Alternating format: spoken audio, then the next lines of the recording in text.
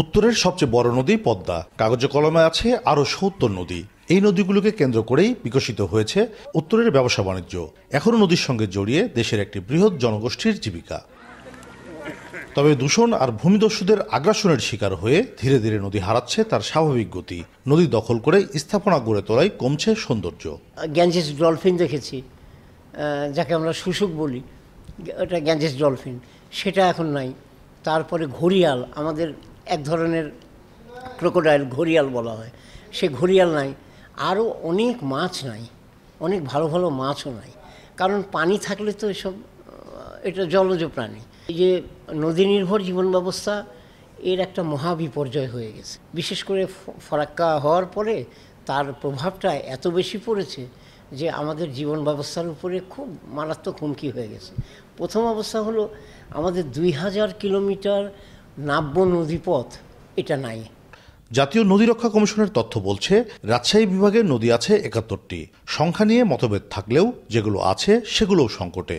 অনেক জায়গায় মানচিত্রের নদী পরিণত হয়েছে মৌসুমী নদীতে। প্রতিদিনই দখল হচ্ছে ভরাট। দূষণে অনেক জায়গায় নদীর অস্তিত্ব মেলে না। ব্যবসা বাণিজ্য করার জন্য জায়গা নির্ধারণ করে দেয়, অর্থ ইনকাম করে।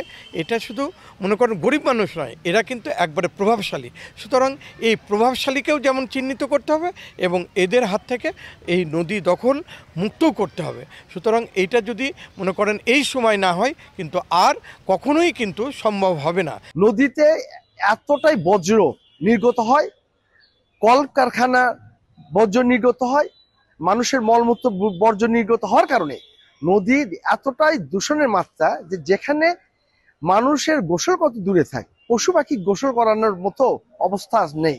উত্তরের জেলাগুলোতে ১ দশক ধরে নদী দখলের যে চিত্র তা ভয়াবহ। মন্ত্রণালয়ের সিদ্ধান্ত জেলার গুরুত্বপূর্ণ নদীগুলো দখলমুক্ত করার। পানি উন্নয়ন বোর্ড সেই প্রস্তুতি নিচ্ছে।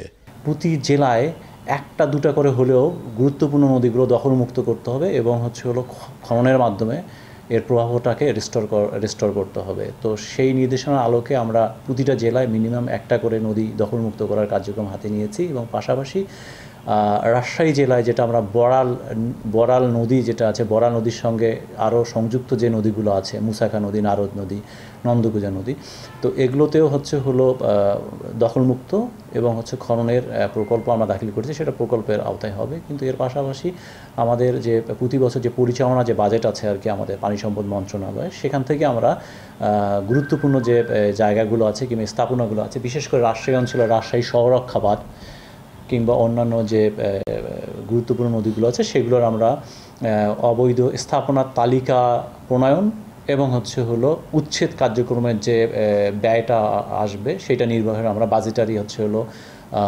সাপোর্ট দেওয়ার বিষয়টা আমরা প্রণয়ন করেছি। বর্জ্যের ভাগার এখন নদীগুলো, ছোট নদীগুলো আগেই সরু নালায় পরিণত হয়েছে, বড়গুলো শুরু হচ্ছে দখলে।